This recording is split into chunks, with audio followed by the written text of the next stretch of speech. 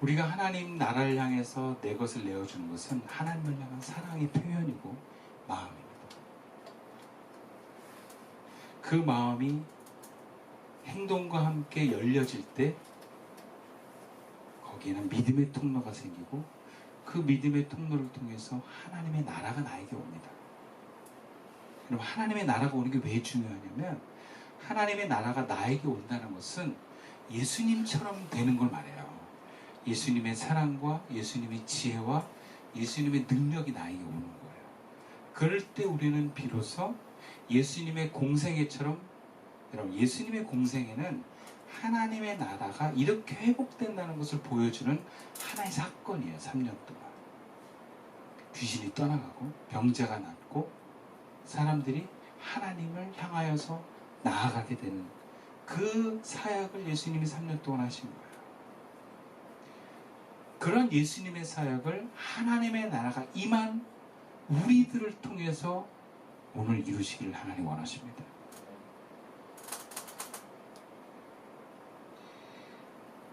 그리고 그렇게 하나님과 동행하는 사람은 우리의 삶에 필요한 모든 것 채워주신다는 거예요. 걱정하지 말라는 거예요. 하나님이 우리에게 하나님 나라를 위해서 애쓰는 우리들을 다른 것으로 인하여서 염려하게 놔두지 않습니다. 하나님 채워주세요. 도와주세요.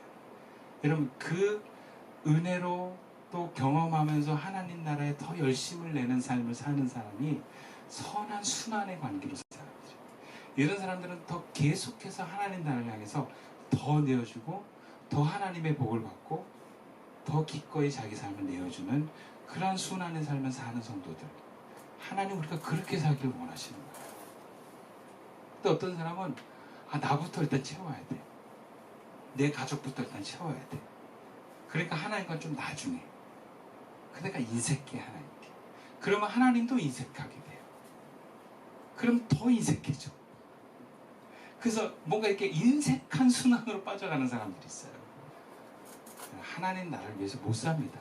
늘 말만 그래요. 말만. 내가 좋아지면 하나님 나라에서 잘할 거예요. 내가 풍성해지면 하나님께 많이 드릴 거예요.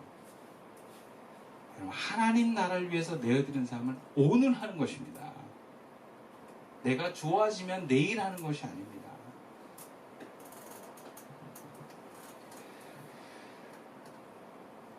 여러분, 하나님은 우리가 돈을 의지하지 않고 하나님을 우선하여 시간과 에너지를 내어드릴 수 있는 삶을 원하십니다. 그런데 많은 사람들은 이것도 귀하고 하나님도 귀해요. 그래서 두 개 다 놓지를 못합니다. 그런데 두 개 다 놓지를 못하는 사람은 반드시 물질을 우선하게 돼 있어요. 그래서 예수님이 이런 말씀을 하세요. 마태복음 6장 24절 말씀인데요. 한 사람이 두 주인을 섬기지 못할 것이니 혹 이를 미워하고 저를 사랑하거나 혹 이를 중히 여기고 저를 경히 여김이라. 너희가 하나님과 재물을 겸하여 섬기지 못하느니라. 두 개 다 안 된다는 거예요.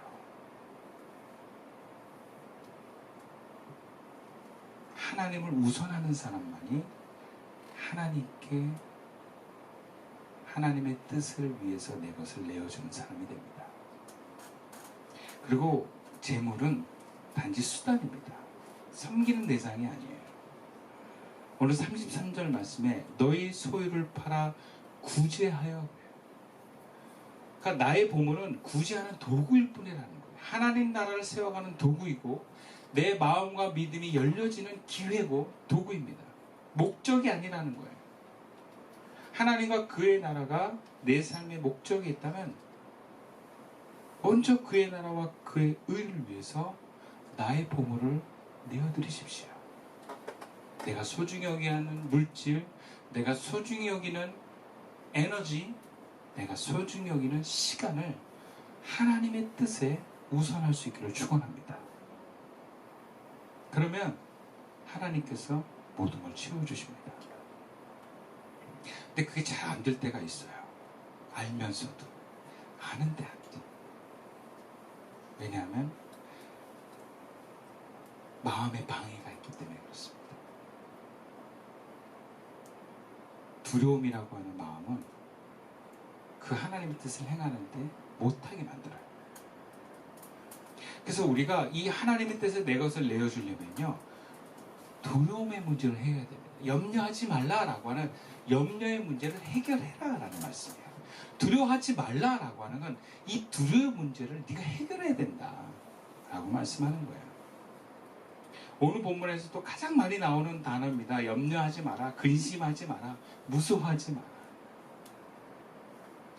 물질이 없어질 것에 대한 두려움이 있는 사람은 하나님께 내어드리기가 힘듭니다. 이 무서움의 문제를 먼저 해결해야만 가능합니다. 그렇다면 어떻게 이 염려와 두려움에 대한 문제를 해결할 수 있겠습니까? 이게 몸에 배어버린 사람은요, 이게 참 어려워요. 과거에 이 물질로 인해서 상처받았던 사람은 감정에 묻어나 있기 때문에 되게 힘들다라는 거거든요. 어떻게 해결할 수 있을까? 먼저는요, 이 물질에 대해서 없어질 것을 두려워하고 염려하는 사람은 이걸 알아차리는 것이 중요합니다. 알아차린다는 건 뭐냐? 인정하고 직면하는 거예요. 많은 사람들이 자기 재물이 없어질 것을 실제로 두려워하면서 아닌 척합니다. 특히 교회 다니는 사람은 더 아닌 척해요. 교회를 해보면 정말 교회 사역에, 특히 교회에 돈 들어가는 사역에 반대하는 사람들이 있거든요.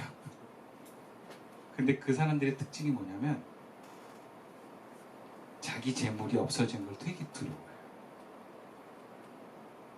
그런데 내가 두렵다는 얘기를 하면 모양이 빠지잖아요. 그러니까 어떻게 하냐면, 어떻게 이 시대가 어느 때인데 교회 돈을, 응? 교회는 거룩한 곳입니다 하면서 어떤 교회 물질이 막 흘러가고 사용되는 것을 반대합니다. 속마음은 자기 물질이 나가는 걸 아깝기 때문에. 그래서 보통 교회에서 설교를 포함해서 물질 얘기하고 돈 얘기하고 그러면 부정적인 에너지가 나옵니다. 그게 사실이에요. 부정적인 에너지가 막 뿡뿡 올라와요. 표정이 달라져요, 여러분. 돈 하면 으악! 뭐 이러고 헌금 으악! 뭐 이렇게 표정이 달라져요. 근데 여러분 생각해 봐야 돼요. 왜 교회에서 돈 얘기하면 부정적인 에너지가 올라올까요? 근데 여러분, 복음서에 보면 예수님이 물질 얘기 많이 하세요. 대놓고 하세요. 헌금 얘기도 많이 하세요. 과부가 두레돈 넣는 걸 보고 그걸 계속 보고 있어요. 그리고 저 과부가 제일 많이 넣었다? 이걸 노골적으로 얘기하세요, 예수님이. 결국 이 부정적인 에너지는요, 돈 자체의 문제가 아닙니다. 그 돈을 대하는 우리의 마음에 부정적인 감정이 있다는 게 문제예요. 없어지는 게 두렵고 그로 인한 과거의 상처가 있고 오해가 있고 편견이 있습니다. 신앙적인 모임에서 물질 얘기하는 거 부정하다고 말하는 건 뭔가 내 안에 그 불편한 마음이 있기 때문에 그래요. 근데 여러분, 그렇지 않습니다. 돈은 귀한 거예요. 물질은 우리의 마음에 표현하는 것입니다. 헌금처럼 우리의 마음을 하나님께 표현하는 것 좀 좋은 게 없어요, 사실은. 내가 하나님을 사랑하는데 표현할 게 없어. 헌금으로 가능해. 그럼 이게 얼마나 귀한 거예요. 정말 하나님께 우리의 마음을 드리는 귀한 도구입니다. 또 하나님이 액수의 많고 적음이 아니에요. 과부가 2렙돈, 아주 적은 가장 최소의 단위가 렙돈이거든요. 그 과부가 그 하루치 안 먹고 내렸는데 예수님이 막 감탄해요. 와, 전분했다. 이렇게 좋은 게 어딨어요. 근데 그게 불편하고 화가 나고 듣기 싫다라는 건 내 마음에 문제가 있는 거예요. 다른 사람이 집을 사고 땅을 샀을 때 배가 아픈 건 집 산 사람의 문제가 아닙니다. 또 배가 아픈 성도들 때문에 집 산 거 얘기하면 안 된다. 그렇게 얘기하는 건 건강한 공동체가 아니에요. 일부러 자랑할 필요도 없지만 그렇다고 숨길 필요도 없습니다. 자극받고 이야기 들으면서 진심으로 그 사람을 축복하지 못하는 나를 들여다볼 수 있는 기회입니다. 다시 한번 말하지만 화가 나면 무조건 나부터 봐야 돼요. 짜증이 나면 무조건 나부터 봐야 돼요. 왜 화가 날까? 왜 짜증이 날까? 그리고 나아가서는 인정하고 솔직하게 하나님과 사람 앞에 내어놓는 것입니다. 사실은 제가 그게 두려웠어요. 사실은 제가 그게 상처가 있어요. 그리고 나서 그것이 없어지기를 소망하는 것입니다. 그래서 내가 진심으로 축복할 수 있는 자리에까지 나아가기를 기도하는 것입니다. 그럼 중요한 것은 그렇게 남이 잘 되는 거 볼 때 내 안을 들여다보는 것입니다. 염려하고 두려워하는 것도 여러분 내가 인정하고 건들지 않으면 나오질 않습니다. 근데 그게 없던 게 나한테 들어오는 게 아니라 원래 나에게 있는 거예요. 그것이 어떤 다른 사람들이 잘 되는 사건을 통해서 올라오는 거예요. 그러면 잡아야 돼요. 야, 이거 한번 없애야 되겠다, 내 보기에. 근데 많은 사람들이 들어가 하면서 그걸 무시하고 피하고 떨쳐냅니다. 그럼 그래서는 내 두려움과 염려의 문제 해결할 수 없어요. 그런 사람은 하나님께 못 내어드립니다. 인정하고 고치려고 할 때 그 두려움은 내려놔지고 하나님 나라의 기쁨으로 우선하게 될 줄 믿습니다. 두 번째로 어떻게 나의 보물을 하나님께 우선할 수 있을까? 본문 27절 말씀입니다. 같이 한번 읽어볼까요? 시작. 백합화를 생각하여 보라. 만들지 않고 짜지도 않냐. 그러나 내가 너에게 말하노니 솔로몬의 모든 영광으로도 입은 것이 이 곧 하나만큼 훌륭하지 못하여. 그리고 우리가 하나님께 우선하여 드리기 위해서 또 생각해야 될 게 뭐냐면 지난날 하나님의 은혜와 축복을 생각하는 것입니다. 본문에서 예수님이 염려하지 말라고 하면서 동시에 생각하여 보라 그래요. 염려하지 말아라. 근데 생각해야 돼. 염려하지 말라, 두려워하지 말라라고 끝나지 않고 생각해 보라고 합니다. 뭘 생각합니까? 오늘 본문에서는 그 내용이 백합화예요. 드레핀 백합화를 보면 사람들이 예쁘다고 끝납니다. 그냥 그 장면 하나를 감정에 예쁘다, 화나다, 에너지가 있다라고 끝나요. 그런데 신앙의 눈으로 그걸 딱 보면 하나님과 연결해서 생각하게 돼 있어요. 하나님을 늘 생각하는 신앙, 하나님을 앙모하는 사람은 드레핀 백합화 하나를 봐도 하나님과 연결을 합니다. 그러면 어떻게 고백이 나오냐면 와, 하나님께서 저 백합화를 이렇게 아름답게 피우셨구나 라고 생각이 드는 거예요. 드레핀 백합화도 하나님이 이렇게 키우시고 예쁘게 꽃을 피우시고 한 분이 하나님이라는 것을 생각해라 라는 거예요. 그래서 예수님이 뭘 덧붙여요? 그런데 너희는 저 백합화보다 더 귀해. 그럼 어떻게 생각이 연결되겠어요? 저 백합화를 아름답게 피우시고 돌보신 하나님께서 저 백합화보다 더 귀한 나는 하나님이 더 돌보시고 더 아름답게 피우시겠구나 라고 깨달아지는 거예요. 생각하면, 하나님을 생각하면 깨달아집니다. 하나님을 생각하면 내가 지난날 얼마나 큰 하나님의 은혜로 오늘에 이르렀는지를 깨닫게 됩니다. 야, 그래. 하나님이 나를 먹이셨지. 그 어려운 상황에서 하나님이 돌보셨지. 기적이야. 맞아. 세상에 우연은 없어. 하나님이 나를 돌보신 거예요. 그러면서 여러분, 그 생각이, 깨달음이 나에게 믿음을 가져옵니다. 그 생각과 깨달음이 하나님을 향한 사랑으로 꼽힙니다. 문제는 그것을 잊어먹는다는 거예요.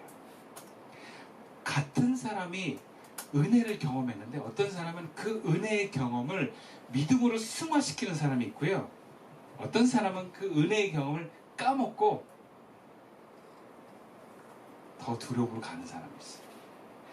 그럼 같은 은혜를 경험해도 그것을 하나님의 축복이라 믿고 믿음의 기회로 승화할 수 있는 저와 여러분 되기를 축원합니다. 그래서 다시 생각해내는 거예요. 설령 까먹었다 할지라도 다시 생각하는 거예요. 고추를 보고 내 삶을 보고 자녀들을 보면서 그래 하나님이 돌보셨지. 그래 하나님이 키우셨지. 내가 염려하고 걱정하고 뭔가 애쓸 문제가 아니고 하나님께 있다. 이런 말씀 마치겠습니다. 우리를 제자로 부름을 받았어요. 그런데 제자로 부름을 받은 사람은 그 삶이 먼저 그의 나라와 그의 의를 구하는 사람들입니다. 세상이 뭐라든 남이 뭐라든 저와 여러분은 하나님의 사람입니다. 우리 모두 다 하나님의 은혜를 크게 받았습니다. 그리고 하나님과 동행하길 원하는 사람입니다. 그렇다면 하나님의 부르심과 요청에 나의 소중한 것을 먼저 내어드릴 수 있기를 주님의 이름으로 축원드립니다. 기도드리겠습니다.